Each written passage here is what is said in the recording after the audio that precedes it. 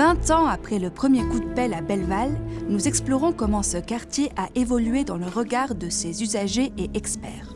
Grâce à une large consultation orchestrée par Agora et le bureau d'études Zeyen et Bauman, nous plongeons dans un processus d'évaluation communautaire riche et diversifié. Notre enquête révèle une vision claire de l'opinion publique et des pistes d'amélioration concrètes, particulièrement en termes de mobilité et d'usage des espaces. Cette exploration méticuleuse, enrichie par les perspectives de Lex Faber, urbaniste chez Zeyen et Bauman, et Alexandre Londeau, directeur des opérations chez Agora, dépeint un portrait vivant et nuancé de Belleval. Mais tâchons de découvrir ensemble avec Lex Faber ce qui ressort réellement de cette consultation. Quelle a été l'approche principale pour évaluer le développement urbain de Belleval ? L'idée du projet, c'était de ne pas faire une rétrospective du quartier, de regarder toute son historique, mais de voir le quartier comme il se présente aujourd'hui, 20 ans après les débuts, et de faire ça surtout avec les gens qui ont travaillé sur le quartier et aussi les gens qui utilisent le quartier au quotidien. Et comment avez-vous utilisé la notion de durabilité dans le développement de Belleval ? Pour la durabilité, nous avons travaillé avec un expert qui a tenté de faire des analyses sur la question de la consommation d'eau, la consommation d'électricité. Et nous nous sommes rendus compte qu'il y a en fait très peu d'informations harmonisées au niveau d'un quartier comme Belleval, et qu'en fait pour un quartier futur, qu'il faudra vraiment miser plus sur des concepts d'innovation à l'échelle du quartier. Et là, on pourra vraiment apprendre d'initiatives qui ont été prises à Belleval au niveau de bâtiments isolés, mais qu'il faudrait vraiment porter cette ambition-là encore à l'échelle d'un quartier entier. Et quelles leçons tirez-vous de l'impact des aménagements transitoires sur la perception de Belleval ? L'utilisation des terrains futurs de construction en tant que parking en surface a beaucoup marqué la perception de Belleval en étant un quartier qui est fortement marqué par la voiture dans l'espace public.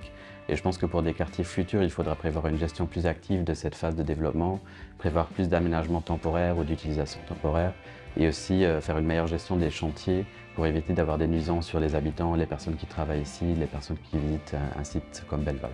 Lex, merci beaucoup pour votre temps et pour toutes ces réponses. Ça m'a permis d'en apprendre un peu plus sur le sujet. Merci aussi. Lex Faber nous a parlé de l'importance de la perception et de l'expérience vécue des usagers dans l'évolution de Belleval. Ces analyses mettent en lumière des aspects clés tels que la durabilité, l'impact des aménagements temporaires et la nécessité d'une planification urbaine plus inclusive et réactive. Voyons voir ce qu'en dit Alexandre Londeau d'Agora. Alexandre, merci beaucoup de me recevoir.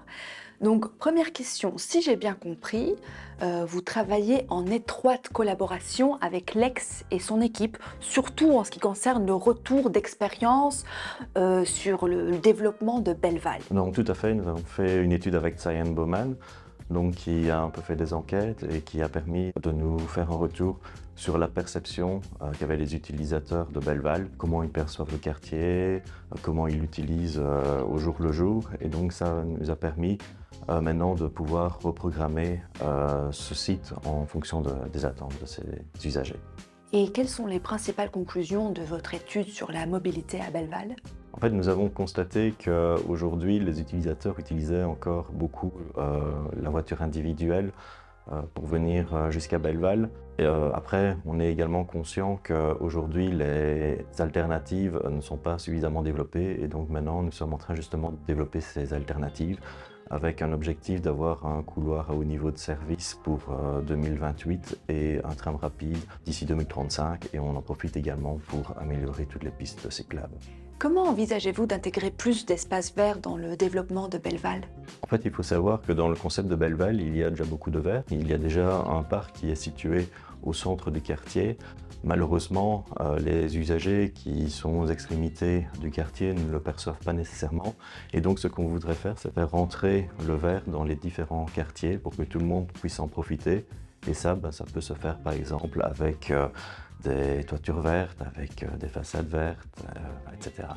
Et quelle est votre stratégie pour améliorer la mixité fonctionnelle dans le quartier de Belleval ? Donc il faut savoir que dès le début du concept, il est prévu différents quartiers avec des usages différents.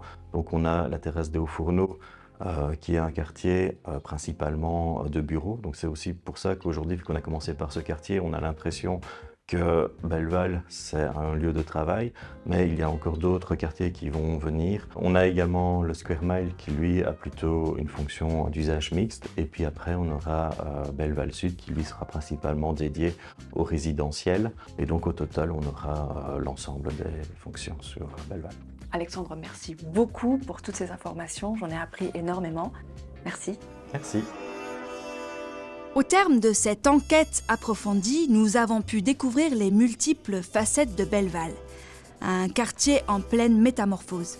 Belleval se dessine non seulement comme un espace de vie en constante évolution, mais aussi comme un exemple de ce que la collaboration entre experts et communautés peut apporter dans la création d'un environnement urbain adapté aux besoins et aux aspirations de ses habitants.